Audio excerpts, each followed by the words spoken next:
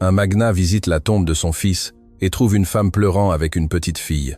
Le vent soufflait avec une froideur qui semblait venir directement de l'au-delà. Mais M. Raymond Dubois ne se souciait pas du froid. Il était déjà gelé de l'intérieur depuis 5 ans. Il marchait sur l'allée principale du cimetière avec la même autorité qu'il affichait dans les couloirs de son entreprise, d'un pas ferme, bruyant et arrogant. Ses richelieux impeccables et lustrés écrasaient les feuilles sèches de l'automne avec un craquement qui ressemblait à des os qui se brisent. Il n'apportait pas de fleurs, les fleurs se fanent. Il portait quelque chose de plus lourd, une rancœur éternelle et une solitude qu'il dissimulait sous un masque de dignité. Aujourd'hui marquait 1 an de plus, une autre année maudite, sans Antoine. Raymond ajusta le nœud de sa cravate, sentant qu'elle l'étouffait, bien qu'il sût que l'asphyxie venait de sa propre poitrine.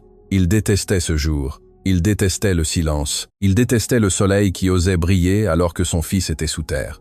Et surtout, il détestait les gens. C'est pourquoi il payait une fortune pour l'entretien de ce secteur privé du cimetière, afin de ne voir personne, pour que sa douleur soit exclusive, VIP, intouchable. Mais lorsqu'il leva les yeux, à une 50aine de mètres de la tombe en marbre noir qu'il avait lui-même conçue, il s'arrêta net. Ses yeux, habitués à contrôler tout ce qui l'entourait, se plissèrent avec un mélange d'incrédulité et de fureur. Quelqu'un était là. Ce n'était pas un jardinier, ce n'était pas un agent de sécurité, c'était une femme, une jeune femme de dos, avec une simple queue de cheval et des vêtements gris qui, à distance, hurlaient l'humilité, et elle n'était pas seule. Dans ses bras, enveloppée comme un petit paquet précieux, elle tenait un bébé.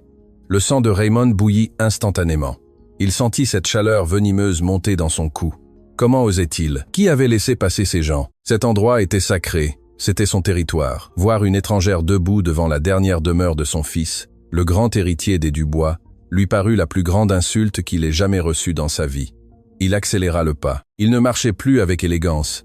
Il marchait comme un prédateur qui vient de voir un intrus dans sa tanière. À mesure qu'il s'approchait, il pouvait entendre quelque chose qui lui remua l'estomac, les pleurs. La femme ne priait pas en silence. Elle sanglotait, un sanglot brisé, étouffé, de ceux qui sortent quand l'âme n'en peut plus. Et la petite fille babillait des sons innocents, inconsciente de la mort qui l'entourait. La scène, qui pour tout autre aurait été émouvante, pour Raymond fut répugnante. Dans son esprit, déformé par des années de suspicion et d'amertume, il n'y avait qu'une explication. L'opportunisme. « Regarde-la », pensa-t-il en serrant les poings. Sûrement une de ces petites qui a connu Antoine lors d'une fête bon marché. Elles viennent ici pour apitoyer, voir si le vieux magnat lâche quelques pièces par pitié. L'ombre de Raymond tomba sur la femme avant qu'il ne dise un mot. Elle, sentant la présence sombre derrière elle, se tendit. Les pleurs cessèrent brusquement, remplacés par une peur instinctive. La petite fille, vêtue d'une robe rouge qui contrastait violemment avec le gris des tombes, tourna sa petite tête, cherchant l'origine de l'ombre. Raymond ne laissa pas le temps à la femme de se retourner complètement. Il ne lui laissa pas le temps de s'expliquer.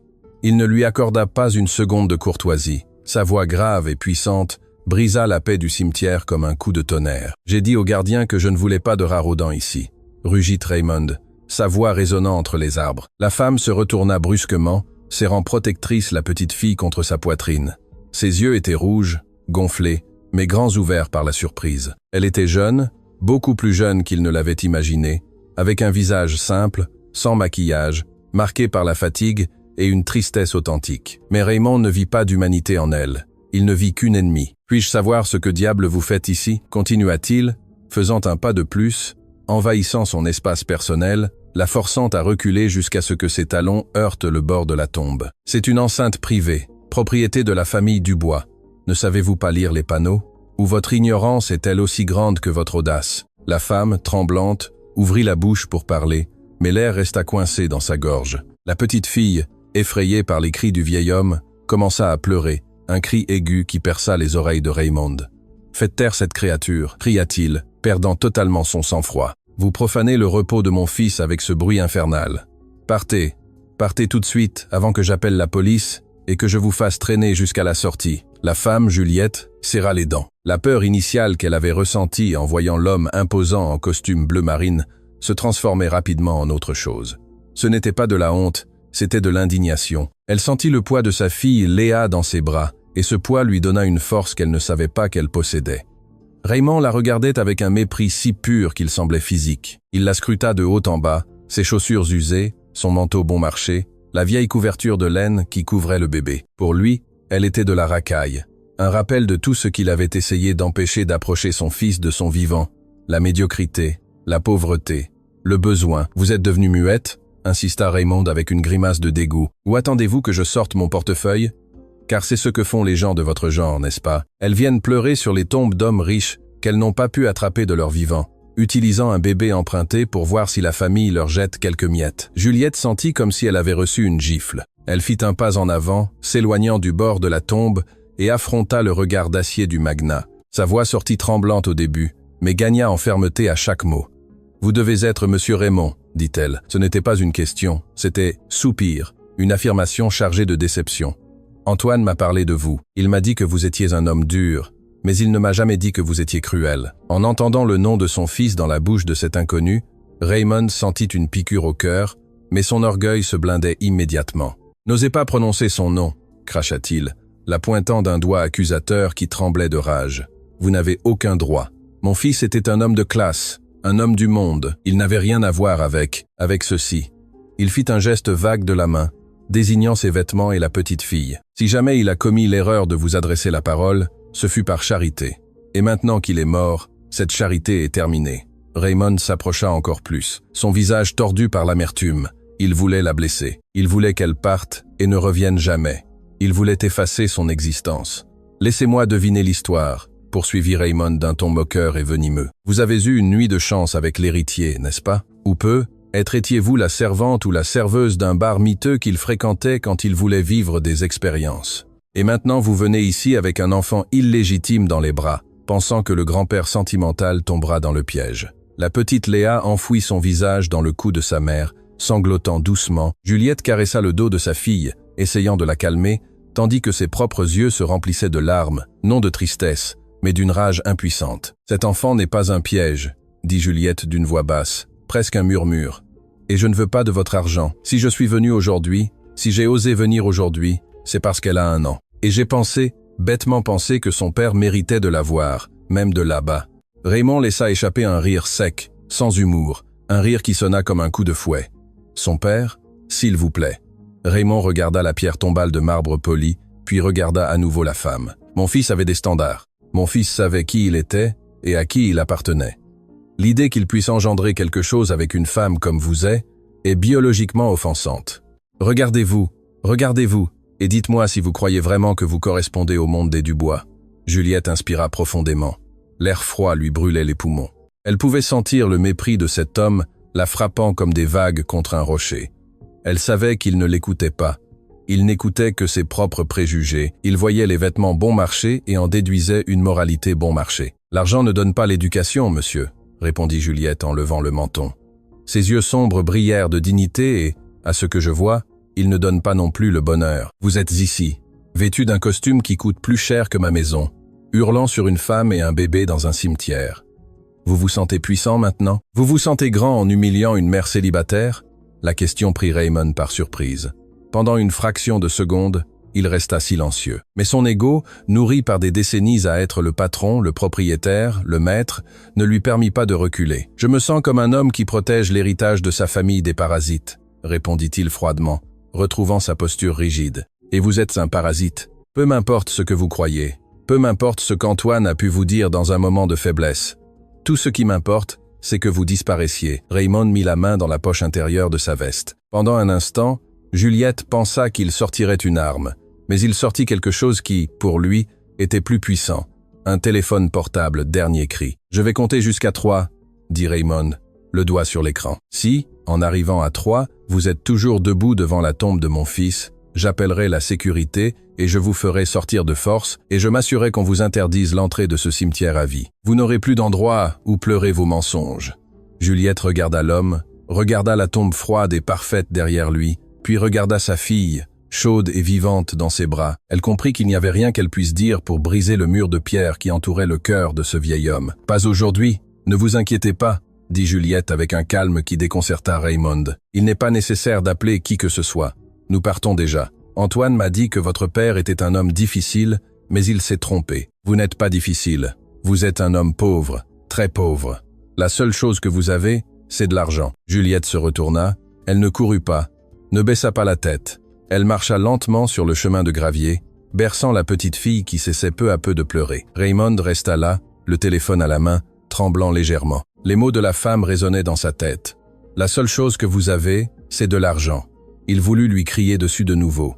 Il voulut avoir le dernier mot. Mais quelque chose dans la manière dont elle s'éloignait avec cette dignité silencieuse lui ferma la bouche. Il resta seul, debout devant la tombe, entouré de son marbre coûteux et de son immense vide, tandis que la silhouette grise et rouge disparaissait parmi les arbres du cimetière. Mais ce que Raymond ne savait pas, en rangeant son téléphone avec rage, c'est que cette rencontre venait de déclencher une bombe à retardement dans sa propre conscience, et le tic-tac avait déjà commencé. Juliette arrêta sa marche. Non pas parce qu'elle le voulait, mais parce que l'écho des mots de Raymond et la vibration de sa haine semblaient avoir créé un mur invisible devant elle. Ses chaussures s'enfoncèrent dans le gravier du chemin, et un instant, elle ferma les yeux, aspirant l'air froid du cimetière, cherchant la patience qu'Antoine lui disait toujours qu'elle avait à revendre. La petite Léa s'agita dans ses bras, comme si la petite créature pouvait sentir l'énergie toxique qui émanait du vieil homme derrière elle. Raymond, la voyant s'arrêter, ressentit une satisfaction sombre et tordue. Il crut que ses menaces avaient fait effet, que la peur de l'autorité avait plié la jeune femme. À pas lourd, il réduisit à nouveau la distance, respirant difficilement, non pas par effort physique, mais par la tempête de bile qui lui montait à la gorge. Il ne supportait pas qu'elle lui ait tourné le dos. Personne ne tournait le dos à Raymond Dubois. « Vous y avez mieux réfléchi ?» demanda Raymond d'une voix rauque chargée de sarcasme. « Vous avez réalisé que me défier est un jeu que vous ne pouvez pas gagner ?» Juliette se tourna lentement. Il n'y avait pas de peur sur son visage, seulement une tristesse infinie, une pitié profonde qui irrita Raymond plus que n'importe quelle insulte. Elle arrangea la petite couverture de la fillette et leva les yeux vers le ciel gris avant de plonger ses yeux sombres dans ceux du magnat. « Je ne me suis pas arrêté par peur, monsieur Raymond, » dit-elle d'une voix douce mais ferme, une voix qui ne tremblait pas. « Je me suis arrêté parce qu'Antoine m'a fait promettre quelque chose avant de mourir. Il m'a fait promettre que je ne laisserai jamais sa fille grandir avec de la rancœur. Et si je pars maintenant, avec ce venin que vous crachez, j'emporterai cette rancœur à la maison. Et je ne veux pas ça pour ma fille. » Raymond laissa échapper un grognement d'incrédulité, croisant les bras sur sa poitrine, essayant de se protéger de mots qu'il ne comprenait pas. « Arrêtez d'utiliser mon fils comme bouclier, » rugit-il. « Vous n'avez pas connu Antoine. Vous avez connu un fantôme, une version rebelle qui l'utilisait pour m'embêter. Je l'ai élevé, je l'ai fait homme, je lui ai donné tout ce que j'avais.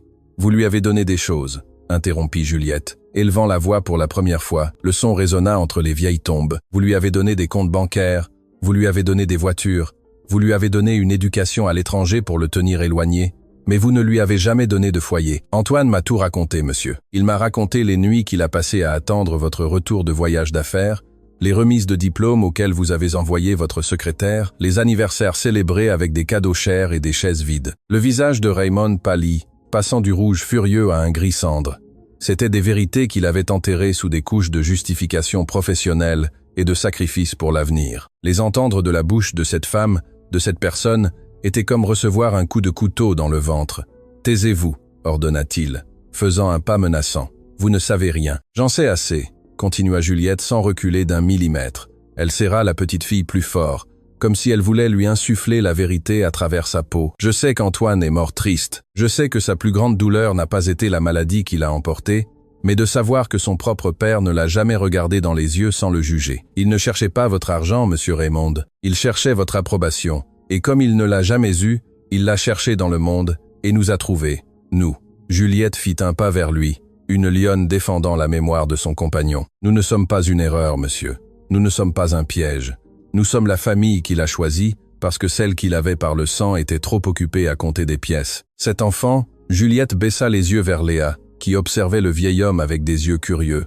Cet enfant a le rire d'Antoine. Elle a sa façon de dormir et elle a le droit de savoir que son père était un homme bon, même si son grand-père est un homme aveugle. Raymond sentit le sol bouger sous ses pieds. Pendant une seconde, juste une seconde, l'image du visage d'Antoine se superposa à celle de la femme. Il se souvint d'un Noël, 20 ans auparavant, où Antoine lui avait demandé de rester à la maison et il était parti pour une réunion à Hong Kong. La douleur de ce souvenir fut si aiguë que Raymond dut la transformer en colère pour ne pas s'effondrer. Il ne pouvait pas se permettre d'être faible devant elle. S'il montrait de la faiblesse, elle gagnait, et Raymond Dubois ne perdait jamais. « Mensonge !» cria-t-il d'une voix brisée. « Ce ne sont que des mensonges manipulateurs pour me faire sentir coupable. Vous êtes une actrice consommée, mais ça ne marchera pas. Mon fils était un Dubois, et les Dubois ne finissent pas avec des femmes comme vous. » Raymond se tourna, cherchant désespérément quelque chose, quelqu'un qui validerait son autorité, quelqu'un qui ferait disparaître cette vérité inconfortable de sa vue. Au loin, il vit s'approcher la voiturette électrique de la sécurité du cimetière. Il leva la main, l'agitant avec désespoir. « Sécurité ici !» cria-t-il de toutes ses forces. « Faites sortir cette intruse de ma propriété. » Le véhicule de sécurité s'arrêta avec un léger crissement sur le gravier. 2 gardes, des hommes robustes en uniforme sombre, descendirent avec une expression préoccupée. Ils connaissaient bien M. Raymond. Il était le propriétaire officieux de cette section du cimetière, l'homme dont les donations maintenaient la pelouse verte et les fleurs fraîches. Le voir dans cet état d'agitation était inhabituel et alarmant. « Un problème, M. Raymond ?» demanda le garde le plus âgé, regardant la scène avec confusion.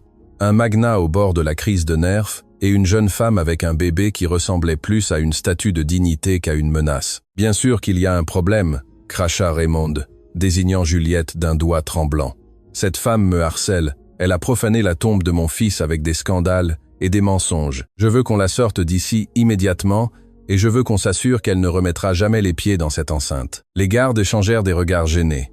Ils regardèrent Juliette, qui restait immobile, la tête haute, bien que ses yeux brillassent de larmes retenues. Elle ne ressemblait pas à une harceleuse, elle ressemblait à une mère. « Madame » commença le garde d'un ton presque d'excuse. « S'il vous plaît, nous ne voulons pas de problème. Si M. Raymond demande que vous vous retiriez, nous devons vous demander de nous accompagner à la sortie. C'est une propriété privée et réservée. » Juliette regarda les gardes, puis regarda à nouveau Raymond.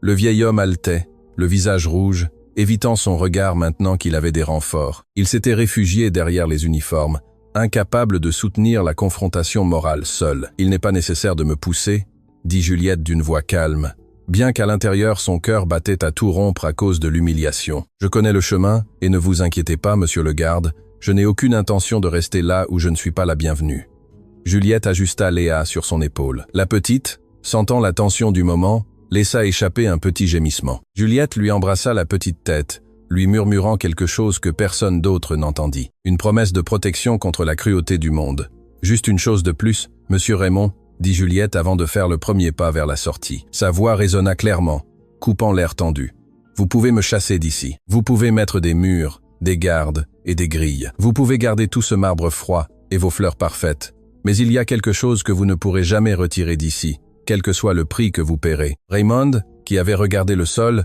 leva les yeux, piégé par l'intensité de son ton. « Vous ne pouvez pas chasser l'amour qu'Antoine ressentait pour nous, » déclara Juliette. « Cet amour est la seule chose réelle qui reste dans ce cimetière et vous restez avec le néant. » Avec cette dernière phrase suspendue dans l'air comme une sentence, Juliette commença à marcher. Les gardes s'écartèrent, lui ouvrant le passage avec un respect instinctif, honteux de l'ordre qu'ils devaient exécuter. Ils ne l'escortèrent pas comme une criminelle. Ils marchèrent quelques pas derrière elle, tête baissée. Raymond resta seul, complètement seul. Il vit la silhouette de la femme et de la petite fille s'éloigner sur la longue allée d'arbres. Il aurait dû ressentir du soulagement. Il aurait dû ressentir la satisfaction d'avoir défendu son territoire. Mais au lieu de cela, il ressentit un froid atroce qui lui pénétrait jusqu'aux os. Le silence retomba sur le cimetière, mais ce n'était plus un silence de paix, c'était un silence accusateur. Il regarda la pierre tombale de son fils. Le nom Antoine Dubois brillait en lettres dorées sous le soleil de l'après-midi. « Parfait, impeccable, mort. Je l'ai fait pour toi, mon fils », murmura Raymond, essayant de se convaincre.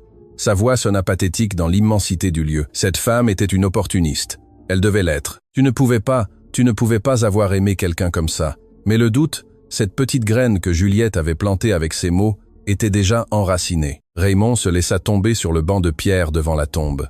Il se sentait vieux, plus vieux que jamais. Ses mains, qui avaient signé des contrats de millions de dollars et construit des empires, tremblaient maintenant sur ses genoux. Au loin, Juliette était sur le point de franchir le grand portail en fer forgé qui marquait la sortie. L'expulsion était consommée. Le magnat avait gagné la bataille territoriale. Mais en voyant le point gris disparaître au loin, Raymond ne put s'empêcher de sentir qu'il venait de perdre quelque chose d'immensément précieux, quelque chose qu'il ne savait même pas chercher. Soudain, juste avant de franchir le seuil et de disparaître à jamais de sa vie, Juliette s'arrêta pour ajuster une dernière fois la couverture de la petite fille.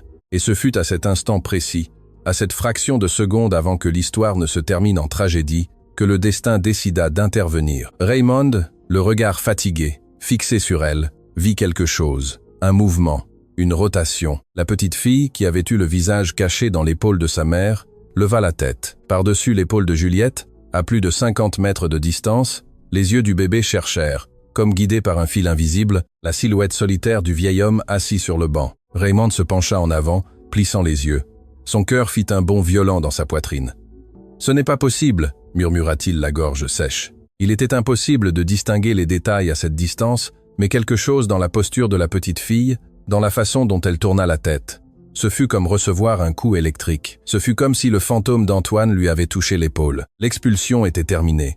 Mais la vraie histoire, l'histoire du sang et de la rédemption, était sur le point de commencer avec un seul regard. Le grincement du grand portail en fer du cimetière commença à résonner au loin, un son métallique et rouillé qui marquait la fin de la scène. Juliette était déjà à quelques pas de franchir le seuil vers la rue, vers l'oubli, emportant avec elle le scandale et la honte qui, selon Raymond, avait terni l'après-midi. Le magnat restait debout, ou plutôt soutenu par une force invisible qui l'empêchait de s'effondrer sur la tombe de son fils. Sa respiration était haletante. L'air froid lui égratignait la gorge comme s'il avait avalé du verre pilé. Il voulait se sentir victorieux.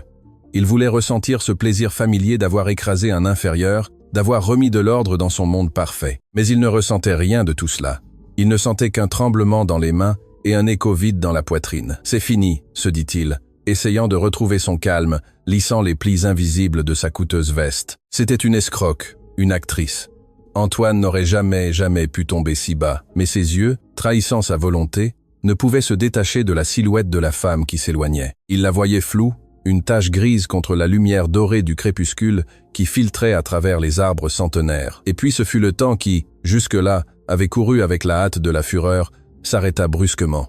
Il se figea. Juste avant de sortir, Juliette s'arrêta non pas pour regarder en arrière, mais pour ajuster la couverture qui couvrait la petite fille, la protégeant du vent qui commençait à soulever des feuilles sèches. Ce fut un geste maternel, instinctif, plein d'une tendresse qui, pour Raymond, était insupportablement étrangère.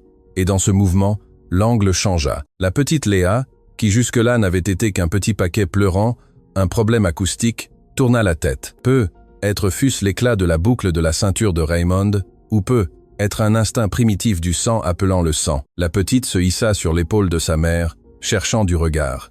À cet instant, les nuages qui avaient couvert le soleil pendant toute la discussion s'ouvrirent. Un rayon de lumière nette, presque théâtrale, traversa le cimetière en diagonale. La lumière ignora les statues d'anges, ignora le marbre noir de la tombe d'Antoine et frappa directement le visage de la petite fille. Raymond sentit comme si un poing invisible lui frappait le sternum. L'air lui échappa des poumons dans un halètement douloureux. À cette distance, les détails auraient dû être imperceptibles, mais Raymond Dubois ne voyait pas avec les yeux d'un vieil homme de 70 ans. Il voyait avec la mémoire d'un père. La lumière illumina les yeux de la petite fille, et ce n'étaient pas des yeux ordinaires. Ils étaient bicolores. Le monde de Raymond bascula. Violemment, il dut s'accrocher à la pierre froide de la tombe pour ne pas tomber au sol. Ses genoux, qui ne se pliaient jamais devant personne, tremblèrent comme de la gelée. « Non », murmura-t-il d'une voix qui était moitié supplication, moitié terreur. « Ce n'est pas possible. » Là, c'était incontournable, une anomalie génétique, une rareté sur 1 million. Hétérochromie. L'œil droit de la petite fille était d'un marron profond, presque noir, comme la terre humide. Mais l'œil gauche était d'un bleu électrique, pâle et brillant comme la glace. Raymond ferma les yeux avec force et les rouvrit, espérant que ce fût une hallucination provoquée par le stress, par l'âge, par la douleur de l'anniversaire. Mais l'image était toujours là. La petite fille le regardait fixement avec une gravité impropre à un bébé, plantant ce regard asymétrique dans l'âme du vieil homme. L'esprit de Raymond voyagea 30 ans en arrière en une fraction de seconde. Il vit Antoine nouveau-né dans le berceau de la clinique privée. Il se rappela la peur qu'il avait lui-même ressentie en voyant ses yeux étranges pour la première fois, la peur que son fils soit imparfait, puis la fierté de savoir que cette marque le rendait unique, un vrai Dubois. Ce regard bicolore, avait été le signe distinctif d'Antoine. C'était sa signature, c'était la preuve irréfutable que Raymond avait tatouée dans sa mémoire. Antoine avait ses yeux, pensa-t-il, et la pensée lui brûla le cerveau. Personne d'autre, seulement lui et maintenant elle. La petite fille cligna des yeux, et le mouvement fut si identique à celui d'Antoine, quand il était confus que Raymond eut envie de vomir. La ressemblance physique était un cri silencieux qui traversait le cimetière, détruisant tous ses arguments, démolissant son arrogance, mettant en pièces la théorie de la chasseuse de fortune. Cette petite fille n'était pas une arnaque. Cette petite fille n'était pas un accessoire emprunté Cette petite fille était sa petite fille. Le cœur de Raymond commença à battre avec une violence dangereuse, frappant contre ses côtes comme un animal en cage. La sueur froide lui perla le front. Il ressentit un vertige atroce, une sensation de chute libre. Il avait chassé son propre sang. Il avait traité de chien et de parasite la seule chose vivante qui restait de son fils mort. « Attendez » voulut-il crier. Il ouvrit la bouche, mais aucun son n'en sortit. Sa gorge était serrée par la panique. Il leva une main lourde comme du plomb, essayant de faire un signe, d'arrêter le temps, de rembobiner le film de 5 minutes, mais il était trop tard. Juliette, ignorante du tremblement de terre qui venait de dévaster le monde du Magnat, fit le dernier pas. Elle franchit le portail, la silhouette de la femme et de la petite fille disparut derrière le mur de pierre. Le garde ferma la grille avec un bruit sec. Clang! Le son fut définitif. Ce fut le son d'une sentence. Raymond resta paralysé, la main tendue vers le néant, désignant le vide. La lumière du soleil s'estompa, laissant le cimetière à nouveau dans l'ombre. Mais l'image de ses yeux, un œil de terre et un œil de ciel, restait gravée sur ses rétines, comme s'il avait regardé directement une éclipse. Les jambes de Raymond finirent par céder. Il ne s'assit pas sur le banc de pierre, il s'y effondra. La canne qu'il utilisait parfois par élégance plus que par nécessité tomba au sol, roulant sur le gravier, mais il ne la regarda même pas. Il était seul. Le silence du cimetière, qu'il avait autrefois recherché avec tant de zèle en payant des fortunes pour l'intimité, se sentait maintenant comme une condamnation. C'était un silence lourd, accusateur, peuplé de fantômes. Il porta les mains à sa tête, ébouriffant ses cheveux argentés parfaits, un geste de désespoir que personne dans son entreprise n'avait jamais vu. « Qu'ai-je fait » murmura-t-il. Sa voix était rauque, brisée. « Mon Dieu, qu'ai-je fait ?» Le doute qui avait commencé comme une petite fissure en voyant les yeux de la petite fille s'ouvrait maintenant comme un abîme sous ses pieds, engloutissant toutes ses certitudes. Il repassa mentalement la conversation, se torturant avec chaque mot qu'il avait craché. Bâtarde, sale, opportuniste. Chaque insulte lui revenait comme un boomerang aiguisé lui coupant la peau. Il regarda la tombe devant lui. La photo d'Antoine, incrustée dans le marbre, le regardait. Sur la photo, Antoine avait 20 ans et souriait avec ce rictus ironique qui irritait tant Raymond. Mais maintenant, Raymond ne voyait pas d'ironie.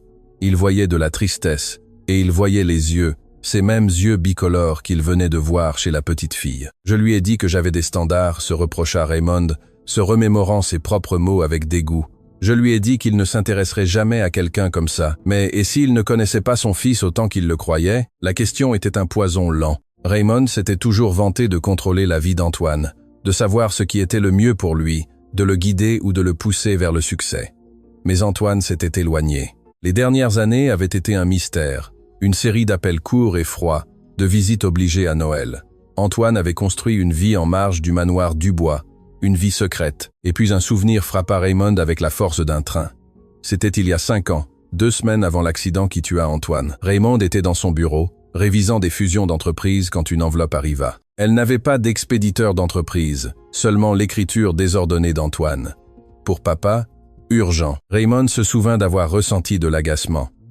Antoine demandait toujours de l'argent pour ses projets artistiques ou ses voyages absurdes. Raymond avait supposé que c'était une autre lettre pleine de reproches ou de demandes financières. Il était si occupé, si concentré à conclure l'accord avec les investisseurs chinois, qu'il ne l'avait même pas ouverte. Il l'avait glissée dans le tiroir en attente de son bureau en acajou. « Je la lirai plus tard », pensa-t-il, quand il cessera de se comporter comme un enfant. 2 semaines plus tard, Antoine était mort et la lettre était toujours dans le tiroir. Raymond sentit un frisson lui parcourir la colonne vertébrale. Il ne l'avait jamais ouverte. Après les funérailles, la douleur et la culpabilité l'avaient tellement paralysé qu'il avait ordonné à sa secrétaire de ne rien toucher dans son bureau, et lui-même avait évité d'ouvrir ce tiroir, craignant d'y trouver une dernière dispute, une dernière déception. Il avait préféré rester avec le doute que d'affronter la dernière volonté de son fils. Mais maintenant le doute n'était pas une option, c'était une torture. Et s'il me l'a dit, parla-t-il à voix haute à la tombe, les yeux pleins de larmes. Et si dans cette lettre il me parlait d'elle, de Juliette, qu'il allait être père, la possibilité que son fils ait essayé de se rapprocher, qu'il ait essayé de partager son bonheur ou sa peur avec lui, et qu'il l'ait ignoré par pure arrogance professionnelle, le déchira. Si cette lettre contenait la vérité sur Juliette, alors Raymond n'était pas seulement un mauvais père, il était le bourreau de sa propre famille. Il imagina Antoine écrivant cette lettre, peu être avec Juliette à ses côtés, peu être enceinte. Il imagina Antoine lui disant « Papa, je suis tombé amoureux. Elle n'est pas riche, mais elle est bonne. Tu vas être grand-père. » Et lui, Il avait laissé ses mots pourrir dans un tiroir sombre pendant que son fils mourait sur une route pluvieuse. Raymond se leva d'un coup. La douleur dans la poitrine était toujours là. Mais maintenant, elle était mêlée à une urgence frénétique. Il ne pouvait pas rester assis là à pleurer. Il ne pouvait pas laisser Juliette disparaître. Si cette petite fille était sa petite fille, si cette petite fille avait le sang d'Antoine, alors Raymond avait une dette à payer, une dette qui ne se payait pas avec de l'argent, mais avec la vie. Il regarda vers la sortie du cimetière. Elle était vide, il n'y avait plus de traces d'elle. La panique l'envahit. Où vivait-elle? Il ne lui avait pas demandé. Il ne connaissait pas son nom de famille. Il savait seulement qu'elle s'appelait Juliette et que la petite fille avait 1 an aujourd'hui. Idiot, vieux stupide et arrogant, se cria-t-il, se frappant la cuisse avec le poing fermé. Il avait eu l'opportunité dans la paume de la main et l'avait écrasée, mais Raymond Dubois n'était pas arrivé au sommet du monde des affaires en abandonnant. Son cerveau, entraîné à résoudre des crises impossibles, commença à travailler à toute vitesse, traversant le brouillard de la douleur émotionnelle. « La voiture », murmura-t-il. Le chauffeur, Raymond, sortit son téléphone de ses mains tremblantes. Il composa le numéro de son chauffeur personnel qui l'attendait à l'entrée principale du cimetière. « Marcel », dit Raymond, sa voix étrangement aiguë et désespérée. « Marcel, écoutez-moi bien, une femme vient de sortir, jeune, cheveux foncés. Elle porte un manteau gris et un bébé vêtu de rouge. Vous l'avez vue » Il y eut un silence de l'autre côté de la ligne. « Oui, monsieur Dubois », répondit le chauffeur, confus. « Elle vient de passer devant la voiture. Elle se dirigeait vers l'arrêt de bus. »« Suivez-la » cria Raymond, oubliant toute étiquette. « Ne la perdez pas de vue, peu importe. Démarrez la voiture et suivez-la, mais ne vous approchez pas. Ne la laissez pas vous voir. »« Mais monsieur, et vous? Je vous attends. Oubliez-moi. » rugit Raymond, regardant la tombe de son fils une dernière fois, comme s'il lui promettait quelque chose. « Je sortirai à pied. Suivez-la, et dites-moi où elle vit. Si vous la perdez, Marcel, je vous jure que vous pouvez dire adieu à votre emploi et à votre vie dans cette ville. Allez-y. » Il raccrocha. Sa respiration était un soufflet cassé. Il était seul au milieu du cimetière, sans voiture, à des kilomètres de son manoir. Il devrait marcher jusqu'à la sortie, chose qu'il n'avait pas faite depuis des années, mais cela ne lui importait pas. Il sentait une énergie nouvelle, sombre et douloureuse, mais vivante.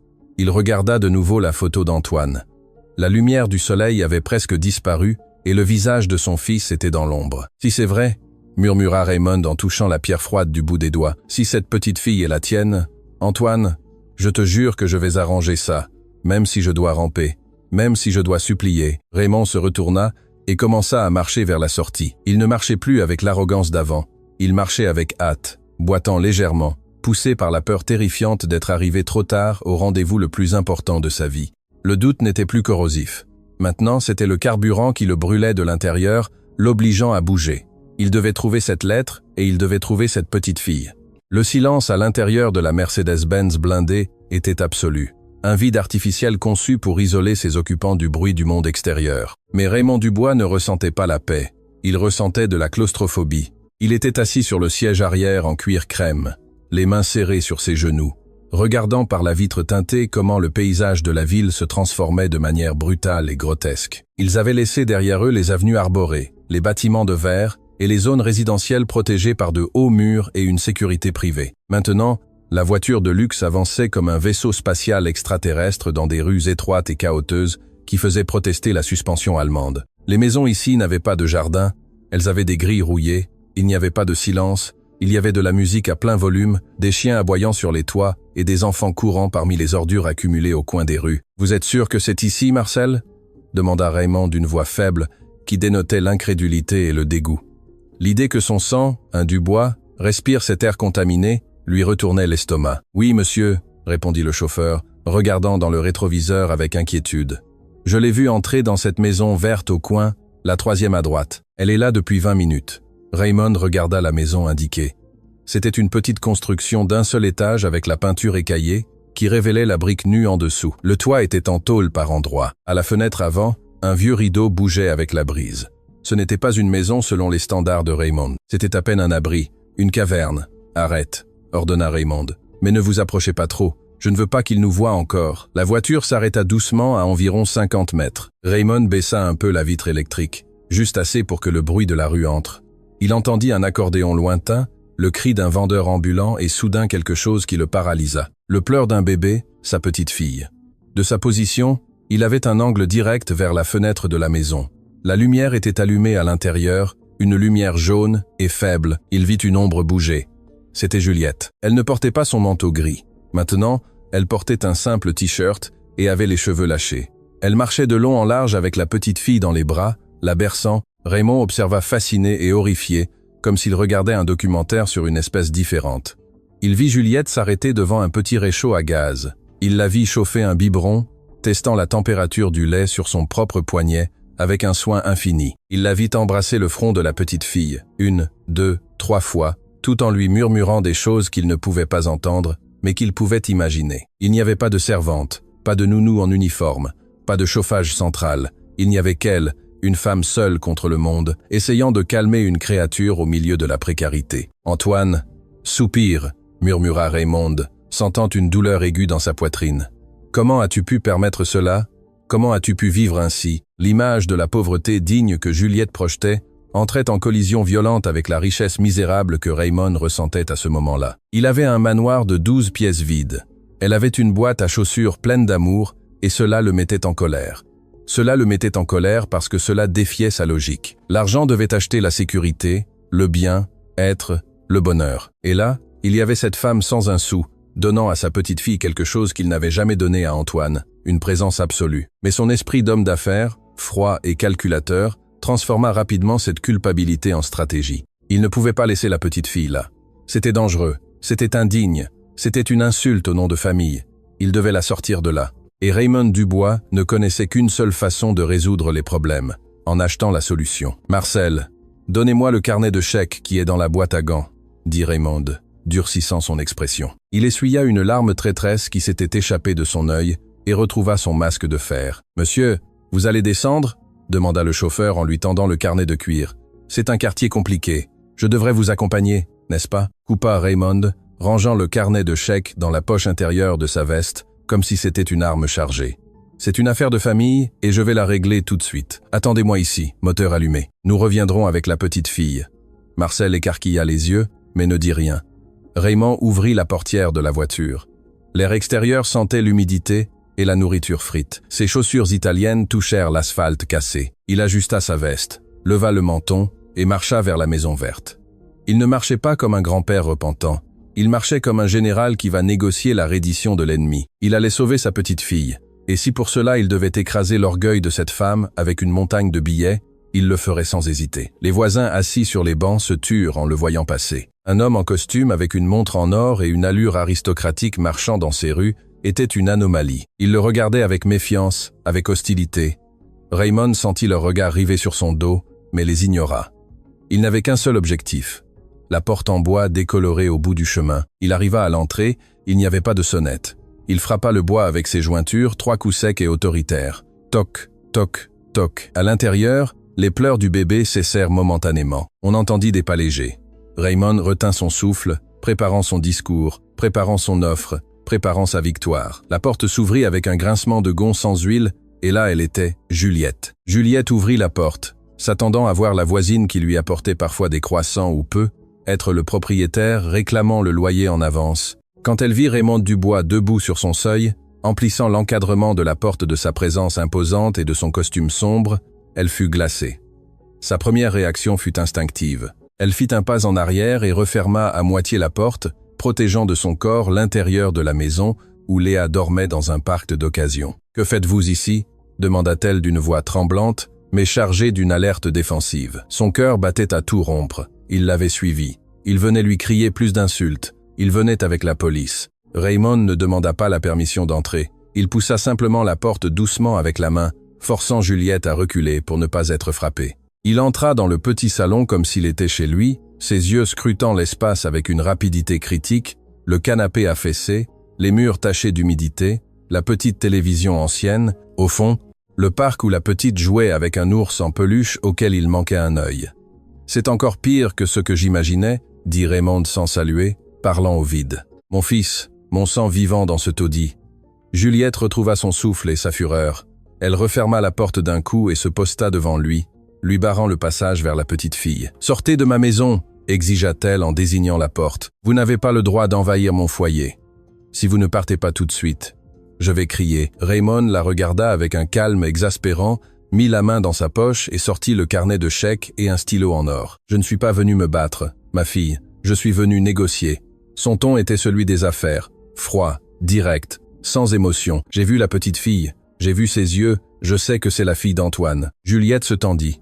Elle savait que ce moment arriverait, mais elle ne s'attendait pas à ce qu'il soit si rapide ni si viol. « Et alors ?» répondit-elle défiante. « Il y a 1 heure. Elle était une bâtarde pour vous. Maintenant, qu'est-elle? Un trophée? Maintenant c'est une Dubois, corrigea Raymond, ouvrant le carnet de chèques et le posant sur une petite table bancale.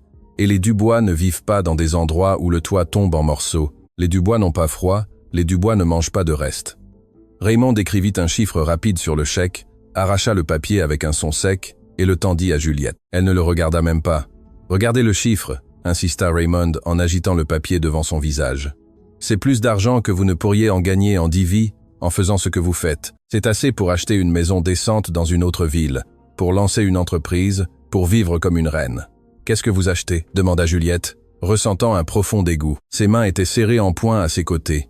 La garde lâcha Raymond comme quelqu'un qui commande un café. « Je veux la petite fille. Vous êtes jeune, Juliette. Vous êtes jolie. Vous pouvez refaire votre vie. Vous pouvez vous marier, avoir d'autres enfants, oublier ce faux pas. Mais Léa a besoin d'un avenir. Elle a besoin des meilleures écoles, des meilleurs médecins.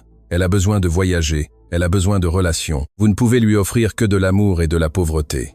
Moi, je peux lui offrir le monde. » Raymond fit un pas de plus, baissant la voix, essayant de paraître raisonnable, presque séducteur dans sa logique perverse. « Pensez-y, si vous aimez vraiment cet enfant, ne soyez pas égoïste. Ne la condamnez pas à cette vie misérable juste pour votre orgueil de mère.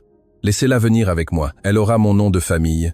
Elle sera mon héritière, et vous serez très riche et libre. » Le silence qui suivit fut dense, lourd. Juliette regarda le chèque que Raymond tenait. Elle vit les zéros. C'était une fortune.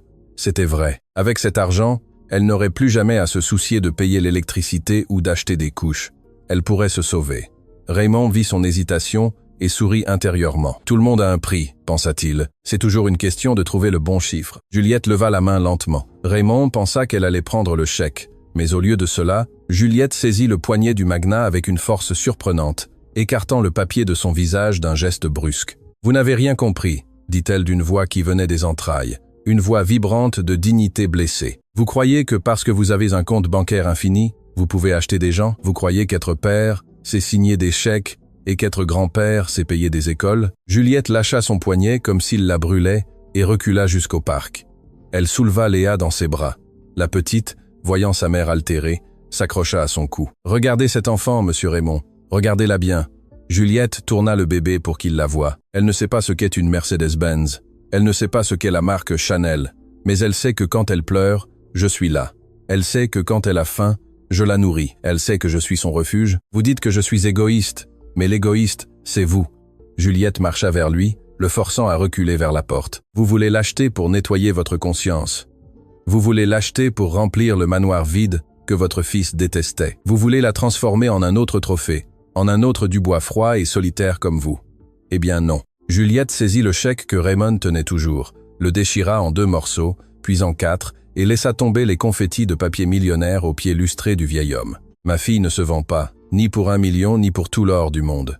Antoine m'avait averti que vous aviez une pierre à la place du cœur, et aujourd'hui vous me l'avez confirmé. Je préfère que ma fille mange du pain sec avec moi, mais qu'elle sache ce qu'est l'amour, plutôt qu'elle mange du caviar avec vous et qu'elle meure de froid à l'intérieur. » Raymond resta immobile, regardant les morceaux de papier sur le sol sale. Son cerveau ne traitait pas l'information.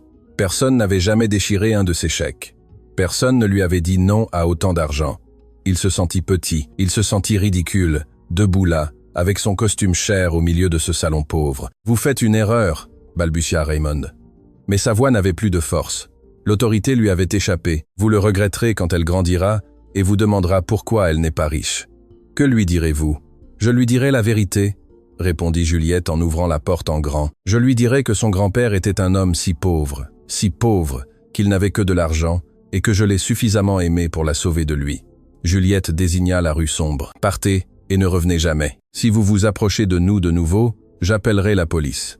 Et cette fois, ce ne sera pas pour avoir envahi un cimetière, ce sera pour harcèlement. Raymond regarda Juliette une dernière fois. Il vit dans ses yeux une force qu'il n'avait jamais eue, même dans ses meilleures années de requin financier. Il vit la force d'une mère. Il baissa la tête, vaincu pour la première fois de sa vie, et sortit dans la nuit humide et bruyante. La porte se referma derrière lui avec un claquement définitif. Le bruit du verrou qui glissait était comme le son d'une cellule qui se ferme. Mais la cellule n'était pas la maison de Juliette. La cellule était le monde de Raymond. Il resta debout sur le trottoir, seul, tandis que le moteur de la Mercedes ronronnait au loin, attendant de le ramener à sa cage dorée.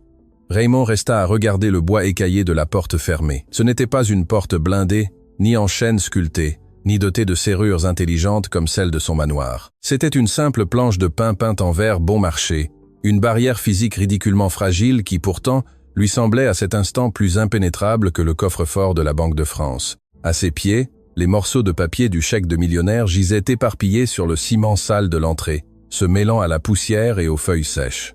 C'étaient les confettis d'un échec monumental. Pour la première fois en 50 ans de vie d'entreprise, son argent n'avait pas seulement été refusé, il avait été traité comme des ordures. Le silence qui suivit le claquement de la porte fut absolu, seulement rompu par l'aboiement lointain d'un chien errant et le bourdonnement électrique d'un lampadaire défectueux qui clignotait au-dessus de sa tête, projetant des ombres intermittentes qui le faisaient ressembler à un fantôme tremblant. Raymond tenta de bouger, tenta de faire demi-tour et de marcher vers la voiture avec la dignité qui lui restait, mais ses pieds semblaient de plomb. Il sentait une pression brutale dans la poitrine, un mélange d'indigestion et de panique. Monsieur, la voix de Marcel, son chauffeur, retentit derrière lui, chargé d'une prudence craintive. L'homme était descendu de la voiture en voyant que la situation s'éternisait, rompant le protocole par pure préoccupation humaine. « Vous allez bien ? Avez-vous besoin que… » Raymond leva une main pour le faire taire. Il ne voulait pas de compassion, il ne voulait pas de témoin, mais Marcel avait déjà tout vu.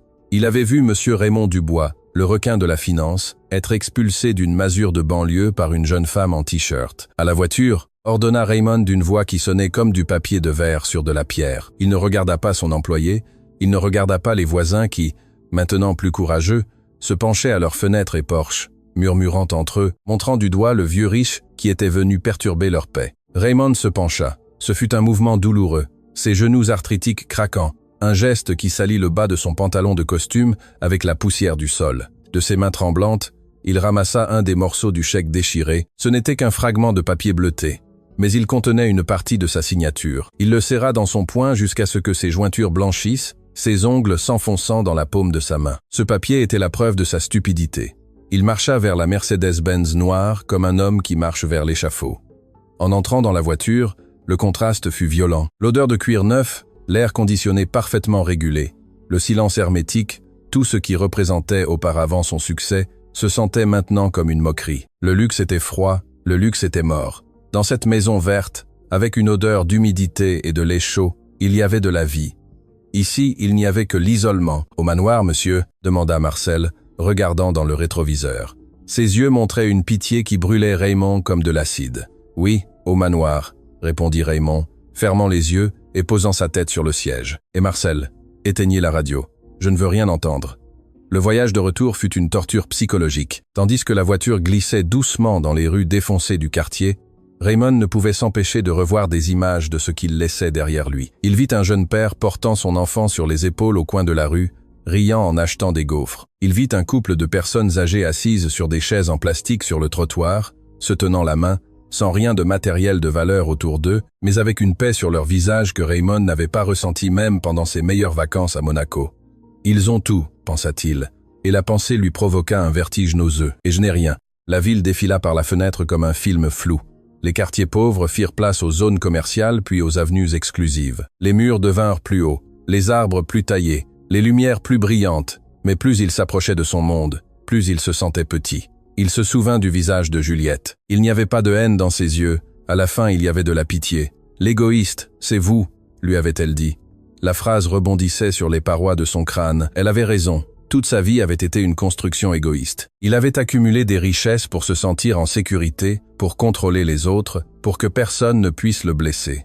Et ce faisant, il était devenu une île déserte. « Antoine », murmura-t-il dans l'obscurité de la voiture. L'image de son fils lui revint, mais cette fois ce n'était pas le souvenir idéalisé de l'héritier parfait. C'était le souvenir du dernier dîner de Noël qu'ils avaient partagé. Antoine avait essayé de lui parler de ses peintures, de son art, et Raymond avait passé la nuit à regarder son téléphone, à vérifier les cours de la bourse à Hong Kong. Il se souvint du regard d'Antoine ce soir-là, un regard de résignation.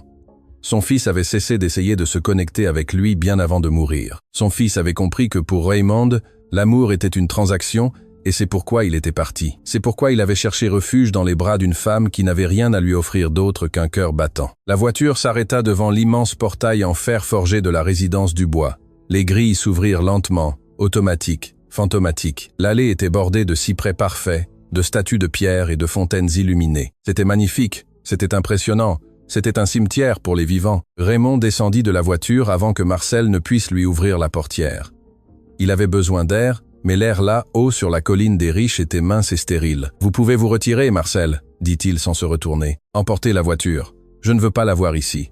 Je ne veux rien voir qui me rappelle qui je suis. » Le chauffeur acquiesça, confus et effrayé par le ton défaitiste de son patron, et s'éloigna vers le garage. Raymond resta seul devant l'immense double porte en chêne de sa maison. Il chercha ses clés. Ses mains tremblaient tellement qu'il mit presque une minute à trouver la serrure. Quand le mécanisme fit enfin clic et que la porte s'ouvrit, le son résonna comme un coup de feu dans la nuit silencieuse. Il entra, et l'obscurité de la maison l'engloutit tout entier. Le manoir était dans la pénombre. Raymond ne permettait jamais au personnel de laisser des lumières allumées inutilement. C'était l'une de ces nombreuses règles absurdes sur la discipline et le contrôle. Maintenant, cette obscurité se sentait oppressive, dense, comme si les ombres des coins étaient vivantes, et l'observaient. Musique. Ses pas résonnèrent sur le marbre du hall. Tac, tac, tac. Un son solitaire, rythmé, pathétique. Monsieur Dubois. La voix de Marie, la gouvernante, surgit de nulle part, le faisant sursauter. La femme apparut du couloir de service, s'essuyant les mains sur son tablier. Elle avait l'expression fatiguée de quelqu'un qui a servi un tyran pendant 30 ans. « Nous ne vous attendions pas si tôt. Désirez-vous que je serve le dîner ?» Raymond la regarda. Il la regarda vraiment pour la première fois depuis des années. Il vit les rides autour de ses yeux, les cheveux gris qui s'échappaient de sa coiffe, la posture voûtée. Marie avait été là quand Antoine était né. Marie avait soigné les genoux écorchés de l'enfant quand il tombait de son vélo, parce que la mère d'Antoine était au club et Raymond était au bureau. Marie avait pleuré aux funérailles plus que n'importe quel associé de l'entreprise. « Non », dit Raymond. Sa voix se brisa et il dut s'éclaircir la gorge pour reprendre le contrôle. « Je n'ai pas faim, Marie. Je vous ai préparé votre soupe préférée, monsieur, et le poisson vapeur. Tout est prêt. » « J'ai dit non », cria Raymond et le cri résonna dans les hautes parois du hall, faisant vibrer les cristaux du lustre. Marie recula d'un pas, effrayée, habituée à ces explosions de mauvaise humeur, mais surprise par le désespoir brut qu'il y avait dans ce cri particulier. Raymond porta une main à son visage, couvrant ses yeux. « Pardon », murmura-t-il. Le mot lui sembla étrange sur sa langue. Il ne se souvenait pas de la dernière fois qu'il avait demandé pardon à une employée. « Je suis désolé, Marie. Allez vous reposer, s'il vous plaît. Juste partez. Laissez-moi seul. » La femme le regarda étrangement, hocha la tête lentement et disparut dans les ombres du couloir, le laissant seul avec son écho. Raymond marcha vers le grand salon. Il se laissa tomber dans son fauteuil en cuir préféré devant la cheminée éteinte. La pièce était immense, décorée de tableaux de maîtres, de tapis persans et de sculptures antiques. Tout était immaculé. Il n'y avait pas une seule poussière, rien n'était déplacé, et c'était cela le terrible. C'était une maison de magazine, pas un foyer. Dans la maison de Juliette, il y avait des jouets sur le sol, il y avait une odeur de nourriture, il y avait du désordre. Ici, l'ordre était mortel. Il sortit de sa poche le morceau de chèque froissé qu'il conservait encore. Il le lissa sur son genou. La lumière de la lune entrait par la grande fenêtre, illuminant le papier déchiré. « Ma fille ne se vend pas », avait dit Juliette. Raymond ferma les yeux, et dans l'obscurité de son esprit, il revit les yeux de la petite fille, ses yeux bicolores. L'œil bleu le jugeait avec la froideur de la vérité. L'œil brun le regardait avec la chaleur de la terre qu'il avait méprisée. Il sentit une piqûre dans l'estomac, une faim qui n'était pas de la nourriture. Il se leva, poussé par un besoin masochiste, et marcha vers l'escalier. Il monta les marches lentement, s'accrochant à la rampe comme un vieillard décrépit. Il ne se dirigea pas vers sa chambre. Ses pieds le menèrent presque sans sa permission, au fond du couloir du 2e étage. La porte était fermée, toujours fermée. C'était la chambre d'Antoine. Raymond posa la main sur la poignée de porte. La clé était là. Il entra. Musique. L'air y était vicié, immobile, préservé comme une capsule temporelle. Tout était exactement comme Antoine l'avait laissé 5 ans auparavant. Le lit défait. Raymond avait interdit à Marie de le faire, dans un geste rare et macabre de deuil. Les pinceaux secs sur le bureau, les croquis collés au mur, les vêtements jetés sur une chaise. Cela sentait la térébenthine et la poussière ancienne. Raymond alluma la petite lampe du bureau. La lumière jaune illumina le chaos créatif de son fils. Et là, au milieu de ce désordre, Raymond vit l'homme que son fils avait été. Non pas l'exécutif qu'il voulait modeler, mais l'artiste sensible, le rêveur. Il vit des croquis de visages, beaucoup de visages, et soudain son cœur s'arrêta. Dans l'un des cahiers ouverts sur la table, il y avait un dessin au fusain. C'était un portrait rapide, fait avec des traits pleins d'amour. C'était le visage d'une femme aux cheveux attachés et un sourire doux. C'était Juliette. Et sous le dessin, une date et une phrase écrite de l'écriture hâtive d'Antoine. Juliette est la nouvelle. Je vais être papa. J'ai peur, mais c'est la peur la plus heureuse de ma vie. J'aimerais pouvoir lui dire sans qu'il soit déçu. Raymond laissa échapper un gémissement qui sembla lui arracher quelque chose de la gorge. Il tomba à genoux devant le bureau, agrippant le cahier comme une relique sacrée. « Tu savais » pleura Raymond. Les larmes chaudes et épaisses commencèrent à tomber sur le papier, tachant le fusain. « Tu voulais me le dire ? Tu voulais le partager avec moi ?» Il lut la phrase encore et encore, sans qu'il soit déçu. C'était l'héritage qu'il avait laissé à son fils, la peur de la déception. Antoine ne lui avait pas caché sa famille par méchanceté. Il l'avait cachée pour la protéger du jugement de son père, pour protéger Juliette et la petite fille du même venin que Raymond avait craché cet après-midi-là au cimetière. « Je suis un monstre », dit Raymond à la pièce vide. La vérité tomba sur lui avec le poids d'une dalle funéraire. « J'ai tué notre relation. Je l'ai éloigné et aujourd'hui, j'ai presque perdu la seule chose qui reste de lui par la même arrogance. » Le magnat s'effondra sur le sol, serrant le carnet de croquis, entouré des fantômes de ses erreurs. Il pleura comme il n'avait pas pleuré aux funérailles. Il pleura avec des cris étouffés, frappant le sol de son poing. Il pleura pour les années perdues, pour les câlins non donnés, pour les mots de fierté qu'il avait ravalés. Il pleura parce qu'il avait des millions à la banque, mais il était l'homme le plus pauvre de la terre. La nuit avança, couvrant le manoir d'un manteau de silence, mais dans cette pièce, un vieil homme mourait. L'implacable Raymond, le tyran, l'homme d'affaires, se vidait de son sang sur le parquet, et parmi les décombres de son ego brisé, quelque chose de nouveau, quelque chose de fragile et de douloureux commençait à naître. Raymond leva les yeux vers le miroir en pied qui se trouvait dans le coin de la pièce. Il vit son reflet, un vieil homme au costume froissé, les yeux rouges, le visage maculé de larmes et de poussière. Il se vit pathétique, mais pour la première fois depuis des décennies, il se vit réel. « Plus jamais » murmura-t-il en se levant avec difficulté. Tous ses os lui faisaient mal, mais son esprit était étrangement clair. Plus d'argent, plus de chèques, plus d'orgueil. Il regarda le dessin de Juliette une fois de plus. Demain, se promit-il, et il le promit au fantôme de son fils. Demain, je n'irai pas en tant que monsieur Raymond. Demain, j'irai en tant que ton père. Et si je dois m'agenouiller dans la boue pour qu'elle me pardonne, je m'agenouillerai jusqu'à ce que des racines me poussent. Il éteignit la lumière de la chambre d'Antoine, mais ne ferma pas la porte. Il la laissa entr'ouverte. Une invitation, un changement. Il sortit dans le couloir sombre, non pas pour dormir, mais pour planifier la bataille la plus difficile de sa vie. La bataille pour gagner le droit d'être une famille, non pas avec un carnet de chèques, mais avec le cœur à nu dans la main. La vraie rédemption était sur le point de commencer, et il savait que cela lui coûterait bien plus que sa fortune. Cela lui coûterait son orgueil. Le ciel au-dessus de la ville s'était complètement couvert, transformant le jour en une pénombre grise et lourde qui menaçait d'étouffer le monde. Plus de 24 heures s'étaient écoulées depuis l'incident au cimetière, mais pour Raymond Dubois, une vie entière s'était écoulée. La pluie commença à tomber peu après midi, d'abord comme un doux avertissement puis comme un châtiment biblique. Les rues se transformèrent en rivières d'eau sale et le trafic s'arrêta, paralysé par la tempête. Mais rien de tout cela n'arrêta Raymond. Cette fois, il n'y eut pas de Mercedes-Benz blindé, pas de chauffeur en uniforme lui ouvrant la porte. Raymond avait congédié Marcel pour la journée avec un ordre catégorique « Personne ne m'accompagne ». Il avait pris un taxi jaune au coin de son manoir, un vieux véhicule qui sentait le tabac et le désodorisant bon marché. Le chauffeur l'avait regardé avec étrangeté dans le rétroviseur. Un vieil homme vêtu de vêtements sombres et simples, sans montre en or, sans cravate, le visage marqué par une nuit d'insomnie et de larmes, demandant à se rendre dans l'un des quartiers les plus modestes de la périphérie. Le taxi le laissa à 2 pâtés de maison de la Maison Verte. L'eau lui arrivait aux chevilles. Le Raymond d'hier aurait crié, aurait exigé un tapis rouge ou aurait fait demi-tour dégoûté par la boue qui salissait ses chaussures. Le Raymond d'aujourd'hui ne regarda même pas en bas. Il ne regardait que devant lui, vers la petite structure de briques et de tôle qui se profilait à travers le rideau de pluie. Il marcha. L'eau froide lui trempa les cheveux argentés en quelques secondes, collant sa chemise à son corps, lui glaçant les os. Tremblant, non pas de froid, mais de la terreur absolue d'être rejeté, il arriva à la porte en bois décoloré. Cette porte qui hier lui avait été fermée au nez avec tant de dignité, Il s'arrêta devant elle. Sa main, ridée et mouillée, se leva pour frapper le bois. Il hésita. Le grand homme d'affaires qui avait conclu des accords de millions de dollars d'une seule signature n'avait maintenant pas le courage de frapper à une porte en pin. Et si elle n'ouvre pas, pensa-t-il, le cœur battant dans sa gorge.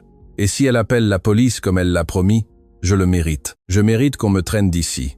Mais alors il toucha la poche intérieure de sa veste trempée. Là, enveloppé dans 3 sacs en plastique pour le protéger de l'eau, se trouvait le carnet de croquis d'Antoine, son sauf-conduit, sa confession.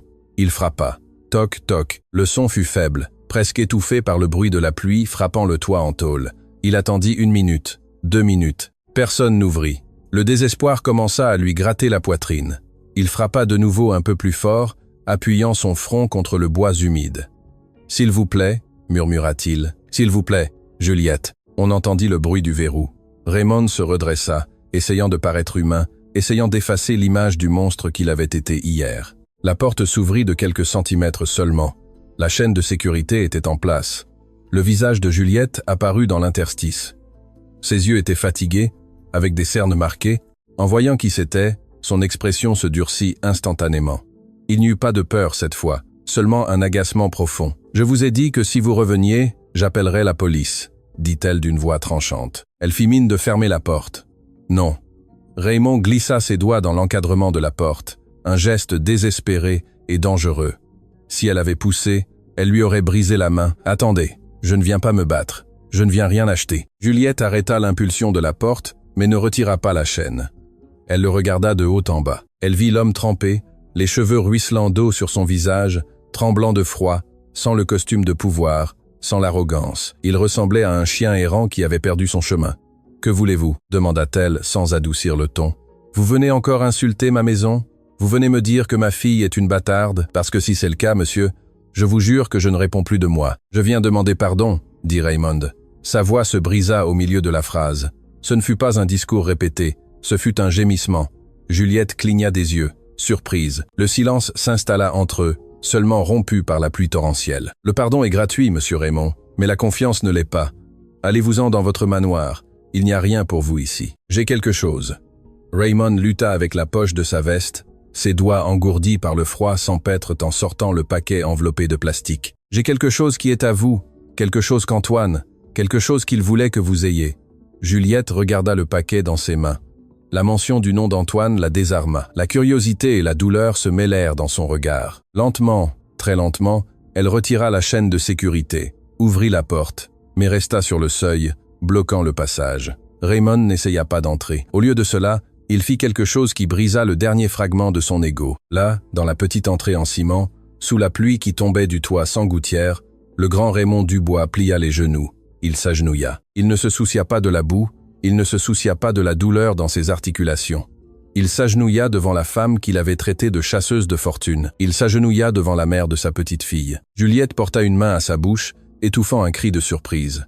Elle recula d'un pas, choquée. « Que faites-vous » murmura-t-elle. « Levez-vous, s'il vous plaît. Levez-vous. »« Non » dit Raymond en levant les yeux. Les larmes se mêlaient à la pluie sur son visage. « Regardez-moi, Juliette. Regardez-moi bien. Je ne suis pas le maître du monde. Je suis un vieil homme stupide qui a perdu son fils par orgueil. Je suis un homme pauvre qui hier vous a offert de l'argent parce que c'est la seule chose qu'il sait donner, parce qu'il n'a pas d'âme. » Raymond tendit le cahier, enlevant maladroitement le plastique mouillé.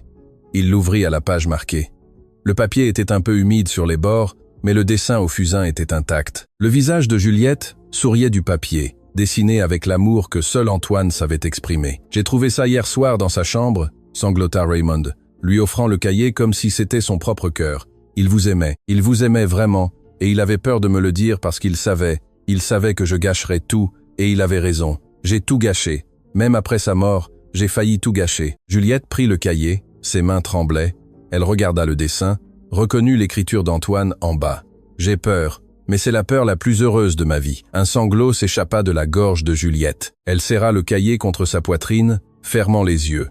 Elle sentit Antoine dans cette pièce, dans ce dessin, dans la pluie. « Je ne veux pas la garde », continua Raymond parlant vite, désespéré pour qu'elle comprenne. « Je ne veux pas vous l'enlever. Elle est à vous. Vous êtes sa mère. C'est vous qui l'avez gardée en vie et heureuse pendant que je pourrissais dans mon argent. Je veux juste, mon Dieu, Je veux juste que vous sachiez que je me suis trompé. Et si un jour, dans longtemps, vous pouvez trouver dans votre cœur 1 milligramme de pitié pour me laisser la voir, juste la voir, je vous en serai reconnaissant jusqu'au jour de ma mort. » Raymond baissa la tête, vaincu, attendant le claquement final de la porte. Il était agenouillé dans la flaque d'eau, détruit, exposé. Il avait rendu toutes ses armes. Il n'était plus l'ennemi. Il était juste un grand-père suppliant pour une miette de famille. Le temps sembla s'arrêter. Raymond gardait la tête baissée, sentant l'eau froide couler dans son dos, attendant la sentence. Il entendait la respiration haletante de Juliette, il entendait le papier du cahier se froisser contre sa poitrine. Alors il sentit un contact. Ce ne fut pas un coup, ce ne fut pas une poussée, ce fut une main chaude et petite qui se posa doucement sur son épaule trempée. Raymond leva les yeux, Juliette pleurait, mais ce n'était pas des larmes de rage, c'était des larmes de libération. Elle le regardait non pas comme le magnat qu'elle haïssait, mais comme le père brisé de l'homme qu'elle aimait. « Levez-vous, monsieur Raymond, » dit-elle d'une voix douce, brisée. « Antoine ne voudrait pas vous voir ainsi. Il vous aimait. Malgré tout, il espérait toujours que vous l'appeliez. Je ne le mérite pas, » murmura-t-il, incapable de bouger. « Personne ne mérite rien, » répondit Juliette en tirant sur son bras pour l'aider à se relever. « Mais Léa mérite un grand-père, et Antoine mérite que son père connaisse sa fille. » Juliette s'écarta, laissant l'espace libre dans l'encadrement de la porte. « Entrez, dit-elle, vous êtes trempé, vous allez tomber malade. » Raymond se leva en titubant. Il regarda l'intérieur de la maison. Elle ne lui semblait plus une caverne sombre et pauvre, elle lui semblait un sanctuaire. Elle lui semblait l'endroit le plus chaud sur terre. Il fit un pas hésitant et franchit le seuil.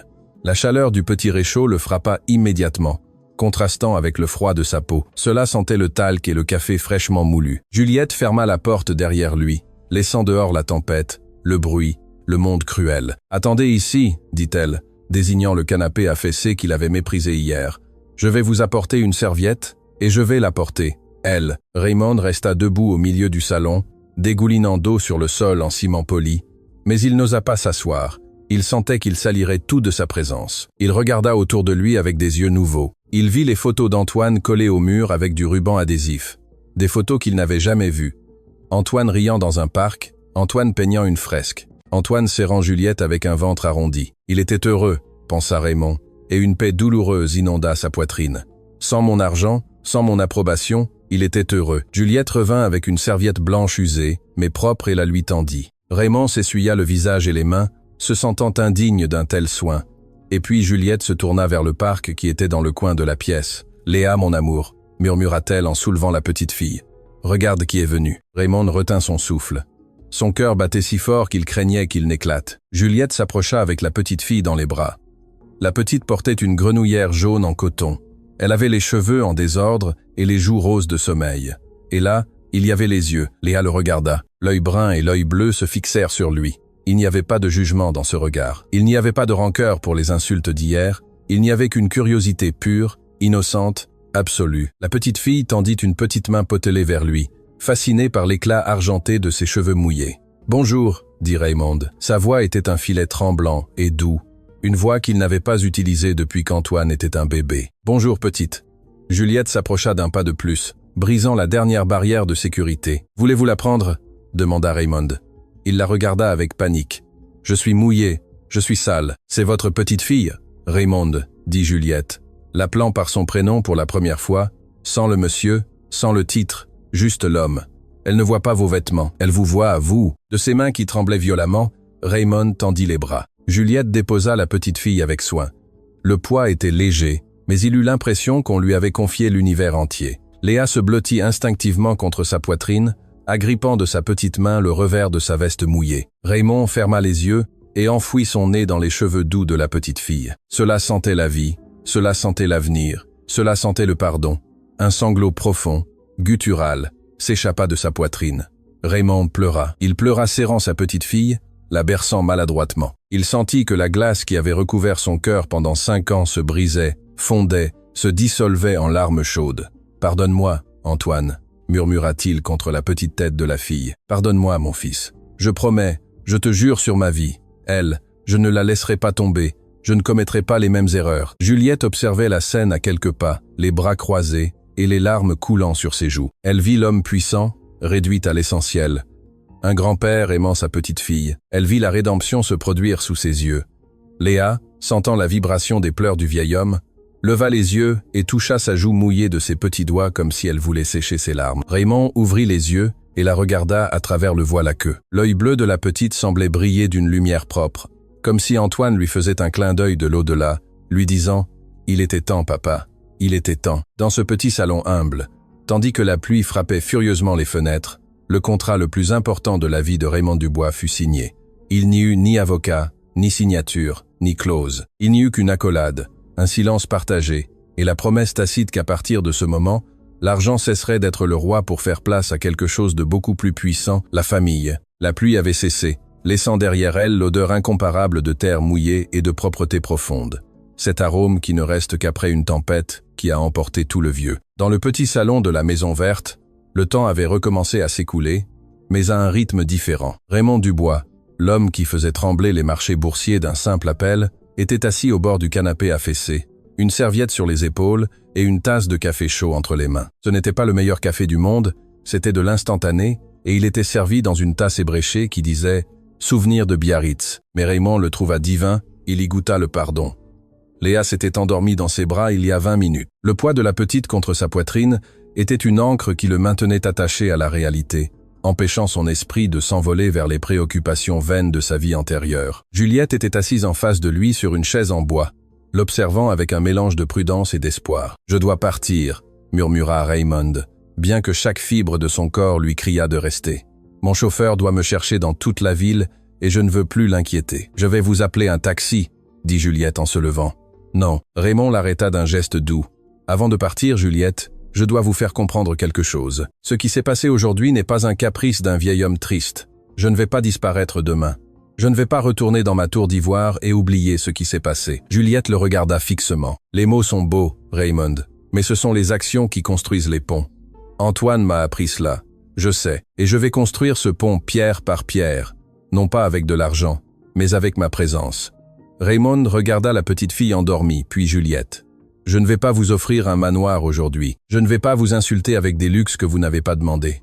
Mais, s'il vous plaît, permettez-moi de réparer le toit. J'ai vu les fuites en entrant. Antoine ne voudrait pas que sa fille dorme sous l'humidité. Laissez-moi faire ça, en tant que grand-père, pas en tant que magnat. » Juliette sourit. Ce fut un sourire petit, timide, mais authentique. « Le toit, c'est bien, » accepta-t-elle. « Le toit me semble bien. » Raymond se leva avec précaution pour ne pas réveiller Léa et la déposa doucement dans le parc. En la laissant, il ressentit un vide physique immédiat, un besoin de la reprendre dans ses bras. Il lissa sa veste humide et marcha vers la porte.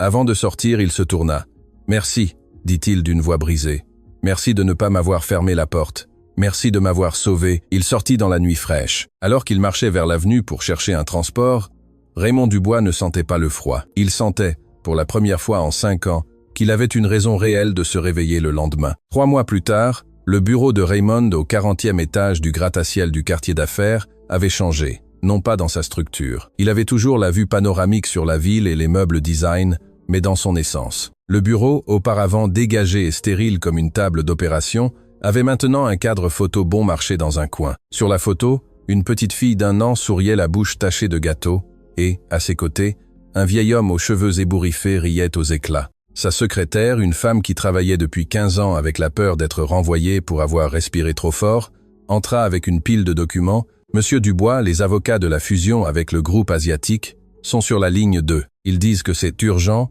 et vous avez le conseil d'administration dans 10 minutes. » Raymond ne leva même pas les yeux de ce qu'il faisait. Il regardait un catalogue de jouets éducatifs. « Dites aux avocats d'attendre, ou mieux, dites-leur de parler au vice-président et annuler le conseil d'administration. » La secrétaire resta paralysée, pensant qu'elle avait mal entendu. « Mais, monsieur, c'est la révision trimestrielle. Vous n'en avez jamais manqué une. »« Eh bien aujourd'hui je la manquerai, » dit Raymond en fermant le catalogue et en se levant. Il prit sa veste sur le porte-manteau. « J'ai quelque chose de beaucoup plus important à faire. Ma petite fille a sa première leçon de natation à 6 ans et j'ai promis d'être là pour la voir barboter. Monsieur, êtes-vous sûr? Les actionnaires vont être mécontents. » Raymond s'arrêta à la porte. Il sourit et la secrétaire remarqua que les lignes dures autour de sa bouche s'étaient adoucies. « Martha, j'ai passé 40 ans à me soucier de ce que pensent les actionnaires et, au final, les actionnaires ne pleureront pas à mes funérailles. Ma famille, oui. Alors s'ils sont mécontents, dites-leur de vendre leurs actions. Je vais à la piscine. » Il sortit du bureau en sifflant. Oui, en sifflant. Le son traversa les couloirs silencieux de l'entreprise comme une révolution. Le requin était parti. Le grand-père était arrivé. 1 an plus tard, scène finale. Le cimetière était baigné d'une lumière dorée, cette lumière spéciale des après-midi de printemps qui rend tout éternel. Les arbres, qui 1 an auparavant semblaient des gardiens sombres d'un lieu interdit, se balançaient maintenant doucement avec le vent, projetant des ombres dansantes sur la pelouse immaculée. Il n'y avait pas de Mercedes-Benz noire garée à l'entrée. Il y avait un monospace familial, sûr et pratique. Sur l'allée principale marchait un trio singulier. Juliette allait devant, portant un panier de fleurs fraîches et de fruits. Elle était radieuse, non pas par des vêtements chers ou des bijoux, elle portait une simple robe à fleurs et des sandales, mais parce que le fardeau de la solitude et de la survie extrême s'était levé de ses épaules. Derrière elle, Raymond marchait lentement, mais non par faiblesse. Il marchait lentement parce qu'il tenait la main d'une petite fille de 2 ans qui s'arrêtait pour inspecter chaque pierre, chaque fleur et chaque fourmi du chemin. Raymond ne portait pas de cravate. Il portait une chemise en lin retroussée et un pantalon confortable. Son visage était plus bronzé, avec plus de rides autour des yeux, mais c'était des rides de rire, pas d'amertume. « Papy, regarde !» cria Léa, désignant un papillon jaune qui virevoltait près d'une statue d'ange. Sa voix était claire et forte. « Il est magnifique, mon trésor !» répondit Raymond, se penchant avec une agilité surprenante pour son âge. « Mais ne le touche pas, les papillons sont magiques. Si tu les touches, leur poudre de fée tombe. » Ils arrivèrent à la tombe d'Antoine. Le marbre noir était toujours là, imposant, mais il ne semblait plus froid. Il était entouré de vie. Il y avait de petits jouets laissés lors de visites précédentes, des dessins plastifiés soigneusement collés à la base et des fleurs aux couleurs vives qui contrastaient avec la sobriété de la pierre. Juliette commença à arranger les nouvelles fleurs dans le vase. « Bonjour, mon amour », murmura-t-elle à la photo. « Nous sommes là, comme promis. Ta fille dit déjà des phrases complètes, et elle est aussi têtue que toi et que son grand-père. » Raymond resta debout un instant, regardant la photo de son fils. Il ne ressentait plus la douleur lancinante et toxique de la culpabilité. Il ressentait une douce nostalgie, une tristesse pure. « Bonjour, mon fils », dit Raymond. Sa voix était ferme, tranquille. « J'espère que tu vois ça. J'espère que tu la vois courir. Elle a tes yeux, Antoine. Elle a ton regard. Rebelle. » Léa lâcha la main de son grand-père et courut vers la pierre tombale. Elle posa sa petite main sur la photo. « Papa », dit-elle naturellement. Juliette lui avait appris qui il était. Ce n'était pas un secret, ce n'était pas un tabou, c'était une partie de son histoire. Raymond s'assit sur l'herbe sans se soucier de salir son pantalon. Léa monta sur ses genoux. « Tu sais, Antoine » continua Raymond, caressant les cheveux de la petite fille. « Pendant longtemps, j'ai cru que je t'avais déçu parce que tu n'étais pas... J'ai cru que tu avais gaspillé ta vie à peindre des tableaux et à voyager. Comme je me suis trompé. » Il regarda Juliette, qui était assise de l'autre côté de la tombe, leur souriant. « Tu as construit quelque chose de bien plus grand que n'importe quelle entreprise que j'ai jamais fondée. Tu as construit ceci, tu as construit l'amour, tu as trouvé une femme extraordinaire qui m'a appris à mes 70 ans ce que signifie être un vrai homme. Et tu m'as laissé ce cadeau, cette seconde chance de ne pas être un échec total. » Une larme solitaire roula sur la joue de Raymond, mais Léa l'essuya rapidement avec son index. Riant, « Ne pleure pas, papy, dit-elle. Je ne pleure pas de tristesse, princesse, répondit-il en embrassant sa petite main. Je pleure parce que je suis l'homme le plus riche du monde et je n'ai pas un seul centime dans mes poches en ce moment. Le soleil commença à descendre, peignant le ciel d'orange et de violet. C'était l'heure de partir. Allons-y. Papa doit se reposer, dit Juliette en tendant la main à Raymond. Le vieil homme prit la main de la jeune mère. Un geste qui, 1 an auparavant, aurait été impensable. Une union de 2 mondes opposés. Maintenant, c'était le lien le plus naturel de l'univers. Ils se levèrent ensemble. « Adieu, mon fils », murmura Raymond en touchant la pierre chaude par le soleil. « Merci de m'avoir attendu. Merci de ne pas avoir abandonné avec moi. On se voit dimanche. » Tous les 3 commencèrent à marcher vers la sortie. L'ombre des arbres s'allongeait, mais eux marchaient vers la lumière. « Papy, tu m'achètes une glace ?» demanda Léa en sautillant, marchant tenue par les mains des 2 adultes. Raymond rit. Un rire profond qui sortait du fond de son ventre. « Je t'achèterai toutes les glaces que tu voudras, mon trésor, mais ne dis pas à ta maman que je te gâte trop. »« Je t'ai entendu, Raymond, » dit Juliette en feignant la sévérité, bien qu'elle souriât. « C'est le privilège des grands-pères, Juliette. Gâter est mon nouveau travail, et je suis très bon dans mon travail. » Ils arrivèrent au portail de fer, le même portail où, 1 an auparavant, Raymond avait expulsé Juliette avec des cris et des menaces. Maintenant, ils le franchirent ensemble comme une forteresse impénétrable de 3 personnes. Alors qu'ils sortaient, l'agent de sécurité, Le même vieil homme qui avait été témoin de la scène de l'année précédente les vit passer. Il ajusta sa casquette et sourit en lui-même. Il avait vu beaucoup de choses dans ce cimetière, douleur, solitude, oubli. Mais rarement, très rarement, il avait vu un miracle. Et voir M. Raymond Dubois portant sa petite fille sur ses épaules, riant avec la belle fille qu'il avait jadis méprisée, était sans aucun doute un miracle. Le magnat était mort ce jour de pluie, il y a 1 an. L'homme qui sortait maintenant était simplement Raymond, le grand-père de Léa, le père d'Antoine, l'ami de Juliette. Et tandis que le monospace s'éloignait sur l'avenue Arborée, se perdant à l'horizon de la ville, il était clair que la vraie fortune des Dubois n'était pas dans les comptes bancaires en Suisse, mais sur le siège arrière de cette voiture, chantant une comptine désaccordée. L'héritage était sauf, non pas dans l'argent, mais dans la mémoire. Fin.